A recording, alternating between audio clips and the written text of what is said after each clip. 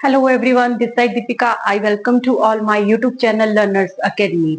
आइए तो स्टार्ट करते हैं आज का चैप्टर। हमने चैप्टर नंबर 9 स्टार्ट किया हुआ था जिसमें हमने दो चार टॉपिक जो पढ़ लिए हैं। अब हम मूव करते हैं हमारे आगे के टॉपिक्स में। ठीक है, पहले हम बात कर लेते हैं कि चैप्टर नंबर 9 है जिसमें है ट्रेडर्स, किंग्स एंड पिलग्रिम्स। ठीक है, जिसमें हमारे 3 पिलर्स है। 3 पिलर्स के बारे में हम वन बाय वन बात कर रहे हैं। ट्रेडर्स के बारे में हम बात कर चुके हैं। किंग्स एंड पिलग्रिम्स आज से हमारा जो शुरू होगा किंग्स के बारे में।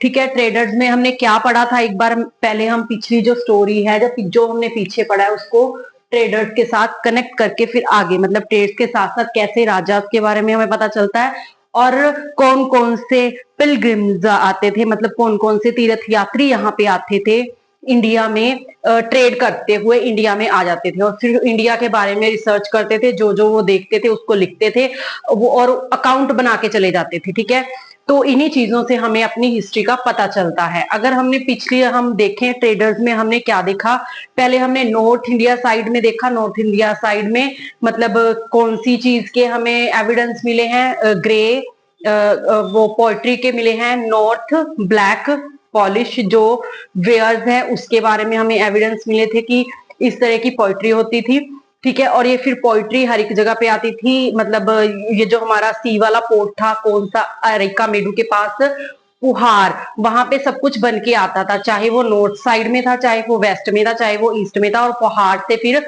बाहरले देशों में इनका ट्रेड होता था। ठीक है, उसी के साथ हमने पढ़ा था कि साउथ साइड में क्या हो रहा था। साउथ साइड में भी ट्रेड हो रहा था इसी साइड। साउथ साइड में कौन सी जगह की नाम बताया था मैंने बताया था आपको वही अरिका मेडू पोहार के बारे में। ठीक है, ये तो होगा हमारी नॉर्थ और साउथ की दो डायरेक्शन की हमने बात कर ली थी। फिर हम आगे पहुंचे थे कि हमें जो सातवाहन डायनेस्टी है हमने देखा था कि नीचे जो चोला चेरा और पांड्याज राज कर रहे थे। ठीक है, इन्होंने अपना धीरे धीरे एक्सपेंडेशन करना शुरू किया था मिलिट्री का। अब देखेंगे हम कि आगे वाले टाइम में आके गुप्ता पीरियड्स के टाइम में आके ये अपने आप को ज्यादा पावरफुल बना लेंगे, बट मौर्य एम्पायर के टाइम में ये इतने पावरफुल नहीं थे, बट ट्राई कर रहे थे अपने आप को आगे लेके आने की। ठीक है, साउथ वाली साइड कौन थे, चेला चौरा और पांड्यास, जहां पे ये हो रहा था। साथ साथ में नॉर्थ और साउथ दोनों साइड की जो टाइम पीरियड सेम है, मैंने पहले बताया था टाइम पीरियड सेम चल रहा है बट जो स्पेस है वो वेरी कर रही है कि नॉर्थ वाली साइड में कुछ और चल रहा था और साउथ वाली साइड में कुछ और चल रहा था सेम टाइम पीरियड में। ये बात याद रखनी है आप लोगों ने। ठीक है, मौर्य, अब हम पोस्ट मौर्य की बात कर रहे हैं। पोस्ट मौर्य का डिक्लाइन हो रहा है, उसी के बीच में जो ट्रेडर्स आ रहे हैं, क्योंकि हमारा पॉलिटिकल डेवलपमेंट तो होगा ही होगा, पॉलिटिकल के साथ साथ हमारा सोशली इकोनॉमिकली और कल्चर डेवलपमेंट भी होगा। उनके बारे में भी हमें जानना जरूरी है। इससे हमें जो ऑर्डिनरी पीपल है उनके बारे में भी पता चलेगा, बीच बीच में कि लोग कैसे थे। ठीक है, और साथ साथ में हमें पता चलेगा कि ट्रेड कैसे होता था, किंग्स कैसे होते थे। ठीक है, और कैसे राज करते थे और कौन कौन से तीर्थ यात्री आए थे। ठीक है, अब हम मूव करते हैं हमारे नेक्स्ट टॉपिक की तरफ जो हमारा चैप्टर नंबर 9 का ही टॉपिक है, वो है the story of the silk root. ठीक है, क्या था स्टोरी ऑफ सिल्क रूट, आपको पता है कि जब अर्लीस्ट टाइम था जो सिल्क था, सिल्क के बारे में हमें कुछ भी नहीं पता था। ठीक है, कुछ भी नहीं पता था कि सिल्क क्या है। सिल्क की जो इन्वेंशन हुई थी वो चाइना में हुई थी। ठीक है, चाइना में, सिर्फ चाइना की कंट्री को ही पता था कि सिल्क कैसे बनता था, बट अब तो हमें पता है कि ये कैसे बनता है, रेशम के कीड़े से, है ना, कैसा प्रोसेस है, ऐसे ऐसे बनता है।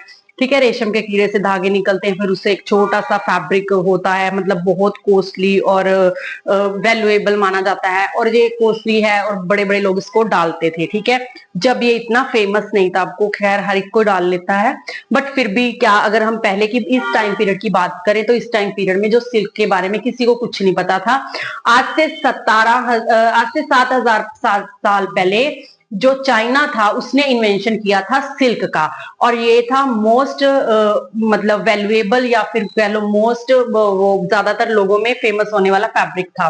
ठीक है, ये क्या highly valued fabric in most society, ज्यादातर सोसाइटी में ये वैल्यूएबल मतलब वो बहुत मूल्यवान माना जाता था इसको। क्यों, why, the techniques of making silk were first invented in China around 3000 years ago. वो मैंने आपको बता ही दिया कि आज से 7000 साल पहले सिल्क की इन्वेंशन चाइना में हुई थी। हमें इस चीज का नहीं पता था और ना ही, और इतने सालों तक इसको इसने छुपा के रखा चाइना ने, कि ये किसी को पता ना चल जाए, इसका प्रोसेस अगर चल गया तो सारी कंट्रीज इसको बनाने लग जाएंगी, है ना। तो चाइना से क्यों कौन आते थे? ट्रेडर्स आते थे। डोंट वरी, कोरोना नहीं लेके आते थे, क्या लेके आते थे अपने साथ? फैब्रिक लेके आते थे। कौन सा? सिल्क का। उस टाइम पीरियड की हम बात कर रहे हैं, पोस्ट मौर्य टाइम पीरियड की, ठीक है, उस टाइम की। और method remains a closely ground secret for the 1000 of year, काफी हजार साल तक इसको सीक्रेट रखा गया, ठीक है, इसको भी सिल्क कैसे बनता है। फिर हमें नॉलेज कैसे हुई? अब बात ये आती है कि अगर इसको इतने साल तक एक सीक्रेट रखा गया, then how we find out about the silk, तो फिर हम कैसे पता चलता है कि सिल्क कैसे बनता था या सिल्क था। तो क्या होता था, जैसे ट्रेडर्स चाइना से ट्रेड करने आते थे हमारे अलग अलग जगह पे, तो वो क्या करते थे, वो अपने जो उनके राजा वगैरह होते थे, जिस राजा के साथ उन्होंने ट्रेड करना होता था, हम नेचुरल सी बात है राजा के पास ही आएंगे ना, चाइना से ट्रेडर्स आएंगे तो राजा के दरबार में आएंगे, हमारे तब राजा राज करते थे, राजा के दरबार में आएंगे तो राजा के लिए गिफ्ट्स लेके आएंगे, तो गिफ्ट्स में वो क्या लेके आते थे? सिल्क का फैब्रिक लेके आते थे। धीरे धीरे क्या हुआ, ये सब में प्रचलन में हो गया, ठीक है, और मतलब सबके पास पहुंचा तो नहीं, बट राजा के बीच में ये ज्यादा मोस्ट हो गया, तो सबको अंदर से क्यूरियोसिटी हुई कि हमें भी पता चले कि ये कैसे बनता है, और धीरे धीरे इसकी इन्वेंशन का फिर हमें भी पता चलने लग गया, ठीक है। तो Chinese ruler sent gift of silk to ruler in Iran and western Asia and further Asia, हर एक साइड पे, मतलब ईरान में भी, वेस्ट एशिया में भी और फर्दर एशिया में भी क्या करते थे, जो चाइनीज रूलर होते थे वो गिफ्ट सेंड किया करते थे हमारे इंडिया के रूलर्स के लिए। About 2000 years ago wearing silk become the fashion amongst rulers and rich people of Roman, क्या था, ट्रेंड चल गया था आज से 2000 साल पहले सिल्क का, कि जो भी रूलर, जो भी बड़े बड़े रिच पीपल होते थे, रोमन के जो बड़े बड़े अमीर लोग होते थे, वो सिल्क को ही डालते थे, और जो राजा होते थे वो भी सिल्क के फैब्रिक के कपड़े ही डालते थे। ये फैशन बन चुका था उस टाइम का। क्यों इंपॉर्टेंट था, फैशन क्यों बना? क्योंकि ये एक्सपेंसिव था। देखो, सी रूट्स चाइना से आएगा, तो चाइना कहाँ पे है आपको भी पता है, देखो चाइना कहाँ है, ये रहा हमारा छोटू सा मैप, शायद आपको दिख रहा है, पता नहीं, नहीं दिख रहा, बट आप इसी में ही मैनेज करने की कोशिश करोगे, ठीक है। तो चाइना कहाँ है हमारा, यहाँ पे चाइना ने अगर इधर से आना है तो ये इधर से, या तो इधर से आएगा या इधर से आएगा। तो चाइना में जब ट्रेडर्स आते थे ट्रेड करने, तो यहाँ से पहाड़ी इलाके से, यहाँ पे हमारी माउंटेन्स भी हैं हमें पता है, तो पहाड़ी इलाके से खतरों से जूझते हुए यहाँ नॉर्थ साइड से, ठीक है, नॉर्थ साइड से इंडिया में एंटर करते थे, ठीक है, ये याद रखना है। चाइना से ऊपर वाले रास्ते से आते थे, इस साइड से नहीं आते थे, ठीक है। तो वो कौन, ये इस साइड तो सी रूट हो गया, बट सी रूट से नहीं आते थे, वो ऊपर से आते थे। यहाँ पे क्या था, यहाँ पे माउंटेन्स थी, बहुत ज्यादा जंगल वगैरह थे, माउंटेन्स थी, ठीक है, जिसको पार करना बहुत मुश्किल होता था। मतलब कि ट्रेड करके जब हम किसी जगह, अगर किसी चीज का ट्रेड होगा यहाँ पे आएगा, तो वो एक्सपेंसिव भी होगा, कॉस्टली भी होगा, और उसको लाने के लिए लोग भी कम होंगे, मतलब बहुत कम लोग आते थे उस टाइम पे, तो लाना भी कठिन होता था। इसीलिए क्या था, ये बहुत इंपॉर्टेंट, एक्सपेंसिव था, it was very expensive, it had to be brought all the way from China along dangerous roads through mountains and deserts, ठीक है। it had to be brought all the way from China, और China से हर एक तरह से इसको खरीदा जाता था along dangerous roads, चाहे वो उसको dangerous roads को पार करके क्यों नहीं आते थे लोग, तब भी मैंने बताया ना, dangerous road हो गए, ठीक है, क्योंकि वहां पे काफी ज्यादा कबीले वगैरह के लोग रहते थे, उनको निकलने नहीं देते थे, यहाँ से लूटपाट हो जाती थी रास्ते में, उनको पता होता था कि ये ट्रेडर्स जा रहे हैं, इनके पास बहुत ज्यादा सामान होगा, एक्सपेंसिव सामान होगा, इनको लूट लो, ठीक है। तो ये क्या होता था, माउंटेन्स और डेजर्ट्स के थ्रू आते थे, ठीक है, मतलब माउंटेन्स को, डेजर्ट का सामना करते हुए। People living along the routes often demand payment for allowing traders to pass through, और जो लोग इन रास्तों में रहते थे, सपोज यहाँ से जा रहे हैं तो यहाँ पे भी कुछ कोई ना कोई लोग रहते होंगे, यहाँ पे भी रहते होंगे, यहाँ पे भी रहते होंगे, तो ये क्या करते थे, या तो इनको लूटपाट लेते थे, या फिर इनके आगे डिमांड रखते थे कि आप लोग हमें कुछ पे करके जाओ, कुछ पेमेंट देके जाओ, तभी हम आपको इस रास्ते से जाने देंगे, नहीं तो नहीं जाने देंगे, ठीक है। तो वो क्या करते थे, उनको कुछ ना कुछ मनी दे के जाते थे, ठीक है। तो ये था हमारा पूरा का पूरा क्या था, सिल्क का भी, कैसे सिल्क इंडिया में आता था, सिल्क क्यों इंपॉर्टेंट था, और सिल्क की इन्वेंशन सबसे पहले चाइना में हुई, फिर धीरे धीरे 2000 ईयर एगो पहले इंडिया में आया। देन क्या हुआ, knowledge of the silk in west, सबसे पहले हमें सिल्क की जो नॉलेज मिली वो वेस्ट साइड से मिली। कौन कौन सी, ईरान से, वेस्ट एशिया से और फर्दर एशिया से। क्यों, क्योंकि जो बाहर के रूलर थे हमारे यहाँ के रूलर्स को गिफ्ट्स के रूप में सिल्क के ही फैब्रिक का या कुछ भी कपड़ा वगैरह भेजते थे। ठीक है, अब सिल्क रूट की बात करते हैं कि सिल्क रूट्स जो होते थे, कहते यहाँ पे, अब आपको पता होगा जो जब सिल्क रूट से आएंगे क्या हुआ, अब यहाँ पे नेचुरल सी बात है, अब आपको मैंने पहले बताया था कि यहाँ पे जब पोस्ट मौर्यन टाइम था तो यहाँ पे कनिष्का का राज था। ठीक है, कनिष्का किसका राजा था, कनिष्का खुशानाज का राजा था, कनिष्का। ठीक है, खुशानाज डायनेस्टी यहाँ पे राज करती थी। अब नेचुरल सी बात है, यहाँ के राजा को पता चलेगा कि मेरा राज होते हुए भी जो आम लोग हैं, पीपल हैं, जो चाइना से ट्रेडर्स आते हैं उनसे लूटपाट करते हैं या फिर उनसे पेमेंट मांगते हैं यहाँ पे आने की। तो उसने क्या किया, उसने सोचा क्यों ना मैं इनके साथ बैठ के बातचीत करूं। फिर इसने बातचीत की, कहते अगर आप इनसे लूटपाट से बचना चाहते हो कि सही रास्ते से आप आराम से निकल सको, तो आप लोग क्या करोगे, आप लोग मेरे साथ मतलब बातचीत करके इन्होंने रास्ता निकाला कि आप लोग हमें टैक्सेस दोगे या कुछ जो पेमेंट उनको देते थे वो हमें दोगे, ताकि हम लोग आपको सुरक्षा से यहाँ पे ला सके, जहाँ के वहां के जो लोग हैं वो आपको परेशान नहीं करेंगे। इस तरह से क्या हुआ, जो कनिष्का था उसने इन लोगों से टैक्सेस वगैरह लेने शुरू कर दिए, ट्रिब्यूट्स वगैरह। ठीक है, अब बात करते हैं सिल्क रूट की। कहते हैं some kings tries to control large portion of the routes, इस रूट्स के काफी ज्यादा पोर्शंस को राजाओं ने कंट्रोल करना शुरू कर दिया। जैसे मैंने एग्जांपल दी है किसकी, खुशानाज की, खुशाना का राजा कनिष्का। ठीक है, they could benefit from the taxes, tributes and gifts that brought by traders travellers along routes, जो कि इस रूट से लेके आते थे, चाहे वो ट्रेडर्स होते थे चाहे वो ट्रैवलर्स होते थे। ठीक है, इन रिटर्न्स दे ऑफ्टन प्रोटेक्ट, इसके बदले में ये इनको क्या देते थे, प्रोटेक्शन देते थे, the traders who passed through their kingdom from attacks by robbers, जो चोर चक्के होते थे उनसे बचने के लिए, उनके अटैक से बचने के लिए इनको मतलब वो देते थे कि हम, अगर आप प्रोटेक्शन देते थे कि अगर आप हमारे साथ आओगे, हमें टैक्सेस दोगे, हमें कुछ वो ट्रिब्यूट्स दोगे या गिफ्ट दोगे, तो हम क्या करेंगे, आपका प्रोटेक्शन करेंगे रोबर्स से। ठीक है, कैसे करेंगे प्रोटेक्शन, ये हम, अब आप पूछोगे कि मैम कैसे करते थे वो प्रोटेक्शन, वो हम आगे बताते हैं आपको। जैसे खुशानाज की बात हम करेंगे तो क्या था, ये ruler who control the silk root and who ruled over the central Asia and the north west India around 2000 years ago, आज से 2000 साल पहले किसका राज था यहाँ पे, सेंट्रल एशिया और नॉर्थ वेस्ट इंडिया में खुशानाज का राज था। ठीक है, देयर टू, इसकी क्या थी, दो मेजर कैपिटल्स थी, एक तो पेशावर थी, दूसरी कौन सी थी, मथुरा थी। मथुरा के बारे में हमने पिछले चैप्टर में बात की है ना, कि मथुरा कितनी इंपॉर्टेंट सिटी थी और यहीं से सारा ट्रेड होता था। ठीक है, तो Takshashila was also included in the kingdom, और तक्षशिला भी इसके किंगडम में भी इंक्लूड थी। ठीक है, a branch of the silk route extended from Central Asia to the sea ports at the mouth of the river Indus, from where silk was supplied westwards to the Roman Empire. ठीक है, तो क्या होता था, मैंने आपको बताया यहाँ पे क्या था, कनिष्का का रूल था, जो कुशाना का राजा था।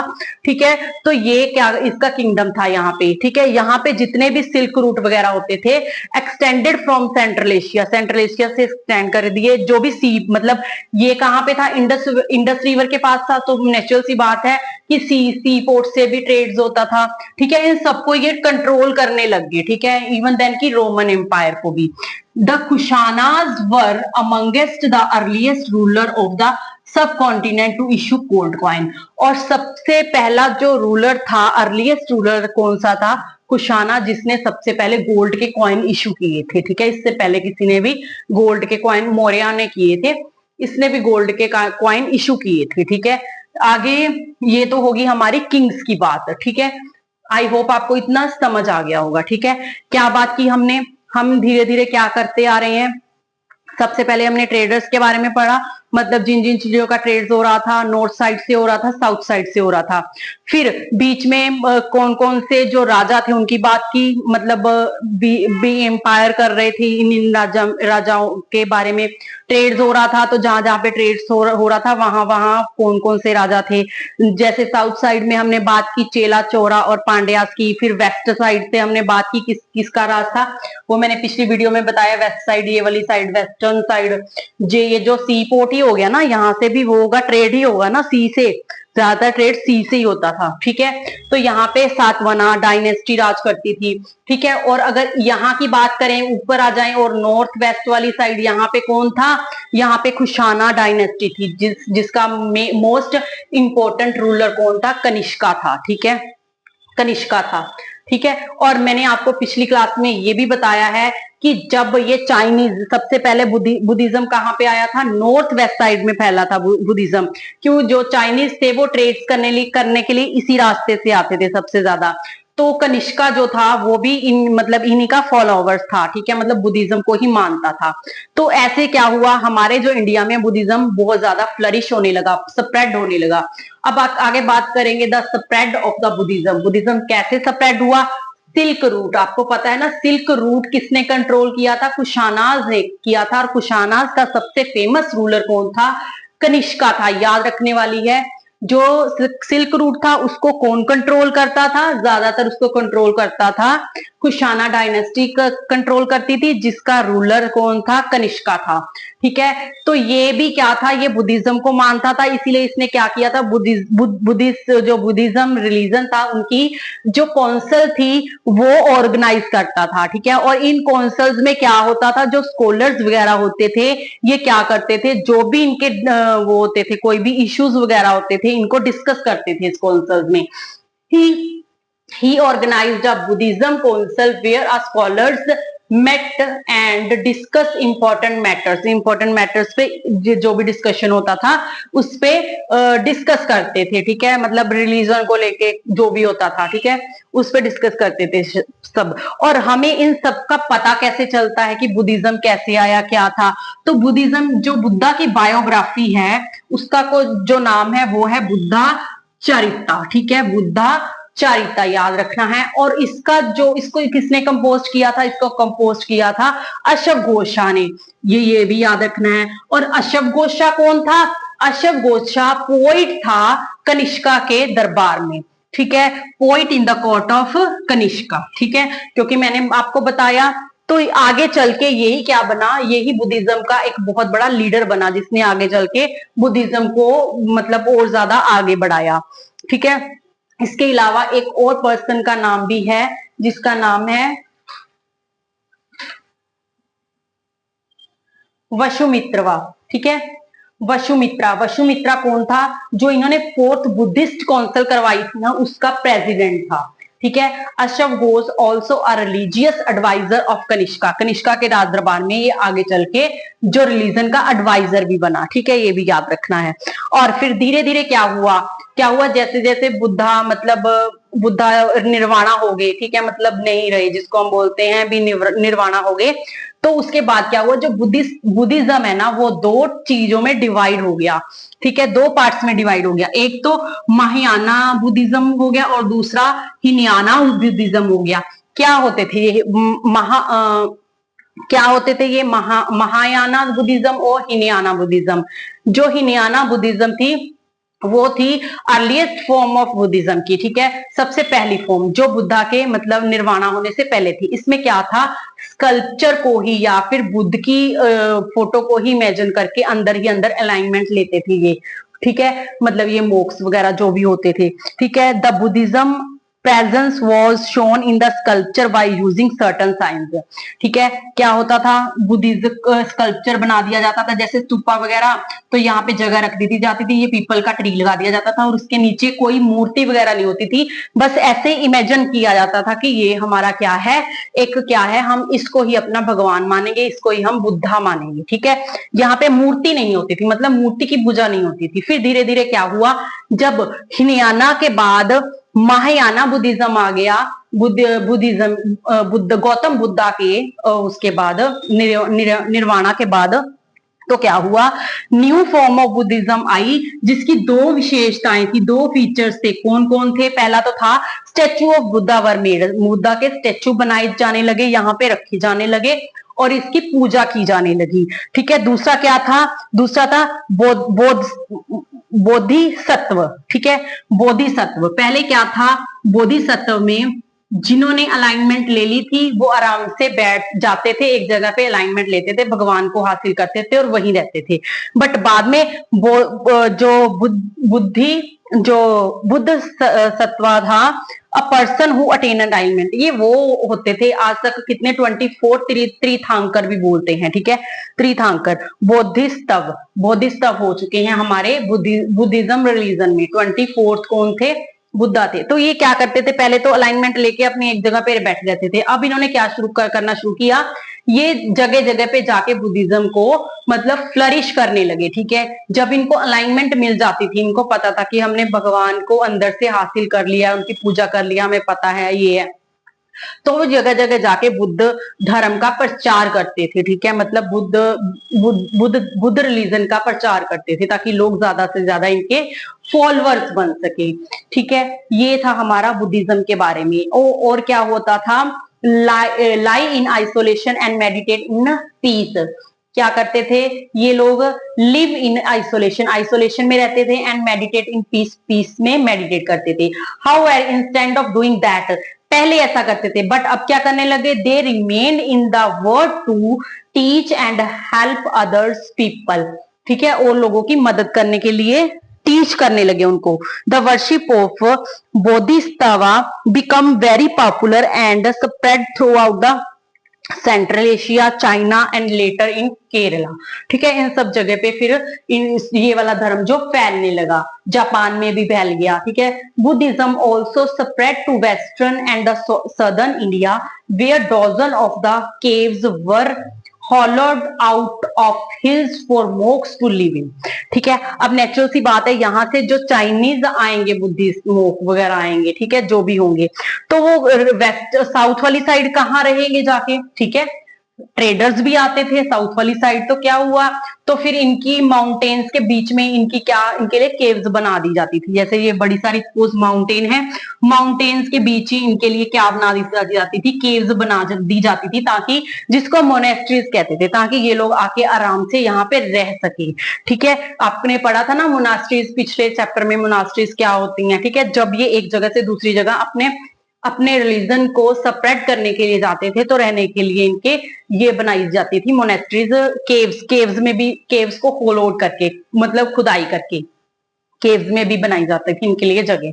ठीक है, ताकि ये आए और यहाँ पे रहें। और क्योंकि ज्यादातर केव्स कहाँ बनाई जाती थी? ये वाली साइड पे, साउथ वाली साइड के, साउथ वेस्टर्न वाली साइड की, यहाँ पे मतलब सी वाले, क्योंकि यहाँ से ट्रेडर्स आएंगे, ट्रेडर्स जब आएंगे यहाँ पे, जो रास्ता होगा उस रास्ते के बीच में रुकेंगे, बैठेंगे, है ना, खाएंगे, तो ये अपने जब ये इनके साथ मिलेंगे, अटैच होंगे, तो ये लोग अपने बुद्धिज्म का स्प्रेड करेंगे, इनको और ज्यादा फैलाएंगे, लोगों को बताएंगे हमारा बुद्धिज्म ऐसे है या कुछ भी है, अपने धर्म के बारे में लोगों को बताएंगे। ठीक है, तो ये इनकी केव्स जो ज्यादातर कहाँ पे बनाई जाती थी? सी के पोर्ट्स के पास ही बनाई जाती थी, ताकि ट्रेडर्स भी आते थे, थके हुए आते थे, तो उनको भी रुकने के लिए जगह चाहिए थी। तो वो ये जो केव्स वगैरह वो भी यूज करते थे और ये भी यूज करते थे, दोनों यूज करते थे। ठीक है, और इन्हीं को क्या कहा जाता था? बुद्धिस्ट केव्स भी कहा जाता था। Made on the order of the Kings. और ये कैसे बनाई जाती थी ये केव्स? जहां यहाँ के जो किंग्स होते थे, क्वींस होते थे, या फिर बड़े बड़े मर्चेंट्स होते थे, उनके कहने पे ये केव्स बनाई जाती थी। Located near passes through the western घाट, मैंने बताई दिया आपको। और roads connecting prosperous ports on the coast with cities in the Deccan ran through these passes। ठीक है, डेक्कन वाली साइड भी रेन वगैरह ना हो, रेनवे से बचने के लिए, हर एक चीज से बचने के लिए यहाँ पे बनाते थे वेस्टर्न साइड में। ठीक है, अदर पार्ट्स ऑफ द, और कहाँ पे थी ये? Traders probably halted in this caves monastery during their travelers। ठीक है, जब ये ट्रैवल कर रहे होते थे ये ट्रेडर्स, तो इसी में रुकते थे, ये भी मैंने आपको बता दिया।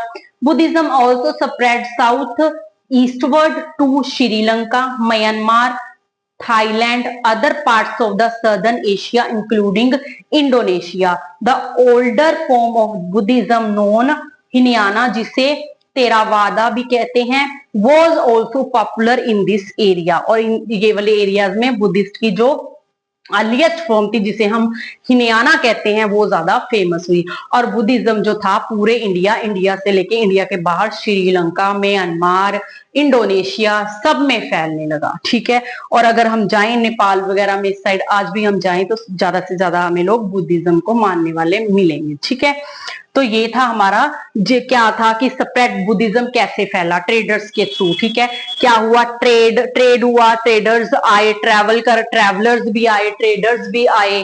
ठीक है, जो किंग्स थे इस टाइम पे जब ट्रेड होने लगा, सिल्क के बारे में हमें पता चला, सिल्क रूट होने लगा। ठीक है, ये सब हमने देखा और बीच में ही हमने पढ़ लिया कि स्प्रेड ऑफ बुद्धिज्म का कैसे स्प्रेड हुआ। अब हम देखेंगे कि इसी टाइम पीरियड में हमारे यहाँ पे पिलग्रिम्स भी आएंगे। पिलग्रिम्स मतलब तीर्थ यात्री में आएंगे, जिसमें हमने पहले आप लोगों ने नाम सुने होंगे, कौन से, फाहियान और कौन था, जियोंगजांग। ठीक है, ये और कौन था, और एक और था उसका नाम था ई ठीक है, ई।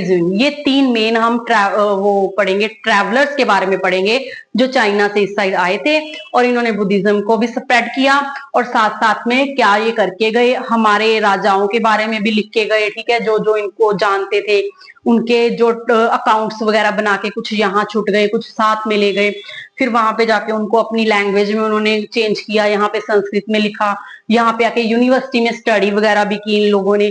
मतलब बहुत कुछ है जानने के लिए। हमारी हिस्ट्री इतनी अच्छी है कि अगर हमारे अंदर एक बार क्यूरियोसिटी पैदा हो जाएगी ना इसको जानने के लिए, तब हम अपने आप को बिल्कुल नहीं रोक पाएंगे कि हम इसके बारे में और ना जाने। ठीक है, हिस्ट्री बिल्कुल बोरिंग सब्जेक्ट नहीं है। अगर आप इसको स्टोरीज के साथ अटैच कर करके पढ़ोगे ना तो बहुत इजी और सिंपल लगेगा।